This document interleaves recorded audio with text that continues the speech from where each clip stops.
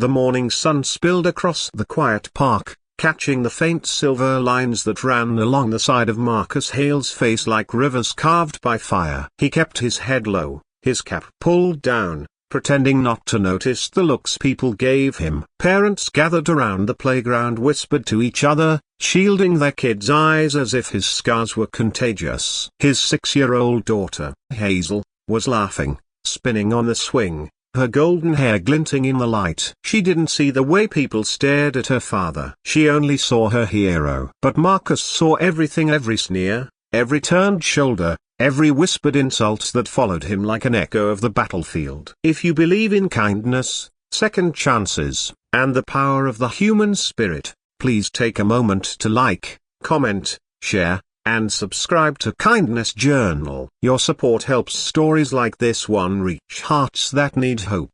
Marcus was a veteran of the 33rd Airborne Division, a unit once whispered about with pride. He'd returned from deployment 3 years ago, after a roadside explosion tore through his convoy in a remote desert far from home. Half his team didn't make it. Marcus did barely. He carried their names etched on his arm in tattooed ink, and their memories carved deeper into his soul. But while he survived the war, the peace that followed felt crueler. The world didn't welcome broken soldiers, it tolerated them. Jobs disappeared after the interview once they saw his face. People treated him like a ghost. He worked at a car wash now, scrubbing off other people's dirt while trying to wash away his own memories. Each day, after dropping Hazel off at her small-town school, he'd clock in, tie his apron, and keep his head down. But he smiled for Hazel, always for Hazel. She'd run into his arms every afternoon shouting, "Daddy, I got a gold star."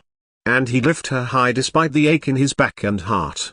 But one day changed everything. It was a bright Saturday, the kind where the city buzzed with energy. A charity event was being held downtown to honor veterans. Marcus didn't plan to go. He hated crowds, and he hated pity even more. But Hazel had made him a hand-drawn invitation. Come, Daddy. They'll have face painting and ice cream. He couldn't say number. So he wore his cleanest shirt, covered his scars with a cap and long sleeves, and drove to the park with Hazel humming in the back seat. The event was bustling. Flags waved, music played, and people in crisp uniforms walked among families. Marcus kept to the edge, holding Hazel's hand. He felt the stares again, some curious, some cruel. A man near the refreshment stand whispered to his wife, "Why do they let people like that walk around here? Looks like a monster." Marcus heard it. He always did.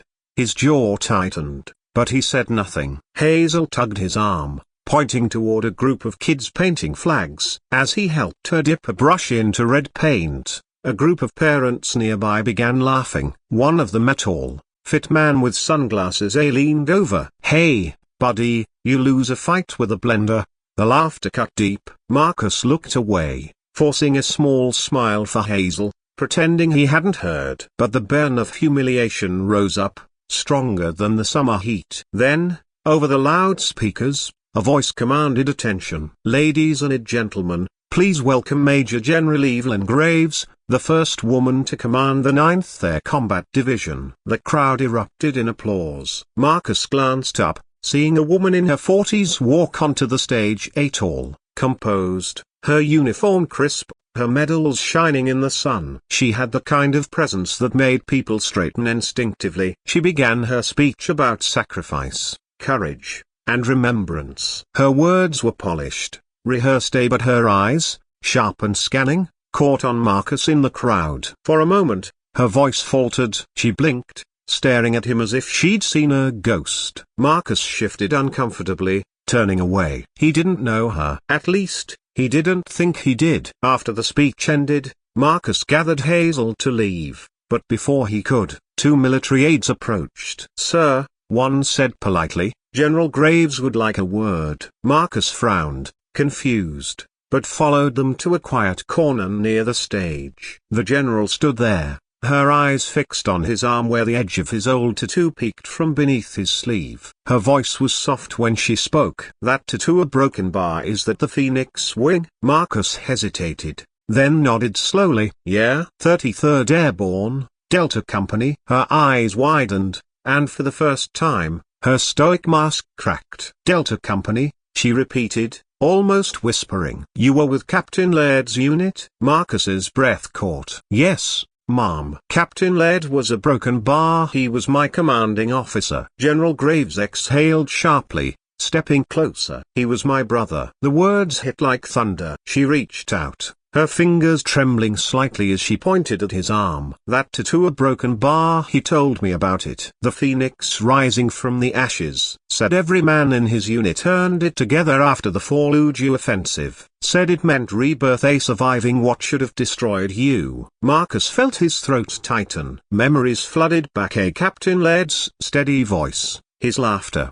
the day they all got matching tattoos in a dusty camp halfway around the world. "He saved my life," Marcus said quietly. "That explosion, a broken bar, he pushed me down. Took the hit instead." The general's eyes glistened. She looked at him not as a scarred stranger, but as a living reminder of her brother's bravery. She stepped closer and saluted him. The crowd nearby began to notice, whispering in confusion. A general, saluting a man in worn jeans and a faded cap.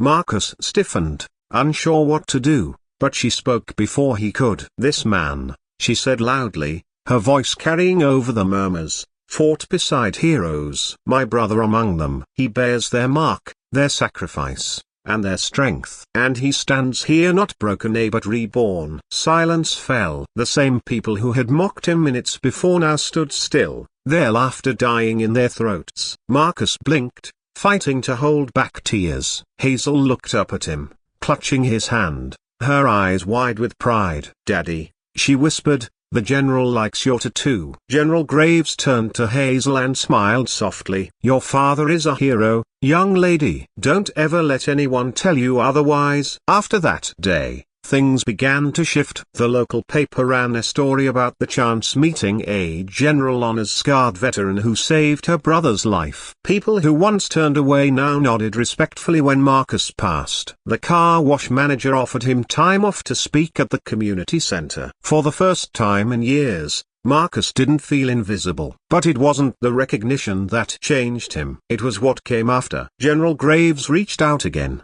inviting Marcus to join a rehabilitation program for veterans struggling to reintegrate. She told him, "You've carried others long enough. Let us help you carry yourself." He agreed. Through the program, he found purpose again, speaking to young soldiers about resilience, teaching them that scars aren't marks of shame but of survival. One afternoon, months later, Marcus stood before a small crowd at a local school, telling his story. Hazel sat in the front row, beaming. He spoke about fear, about loss, and about the strength it takes to live after everything has fallen apart. He ended with the words Captain Laird once said, "You can't always choose the fire, but you can choose to rise from it." When he stepped off the stage, Hazel ran up and hugged him tightly. "Daddy," she said proudly, "you're famous now." He laughed, lifting her into his arms. "No, baby," he said softly, "I'm just finally home." The park where he once hid his scars became their favorite place again. The same people who had avoided him now waved and smiled. Hazel painted a mural at her school, depicting a phoenix rising from the ashes, surrounded by stars. She told her teacher, "That's my daddy." As the sun dipped low that evening, Marcus stood at the top of the hill, the breeze brushing his face. For the first time, he didn't pull his cap down. The scars were still there, but they didn't define him anymore. They told a story of pain, survival, and love. If this story touched your heart, please take a moment to like, share, and subscribe to Kindness Journal. Every click helps us remind the world that compassion and courage still exist in the most unexpected places. And before you go, please comment below with one thing you believe scars can teach us about strength. Your words might inspire someone who needs hope today. Because sometimes, the people we see as broken are the ones who have already learned how to rebuild piece by piece, flame by flame, until they rise again.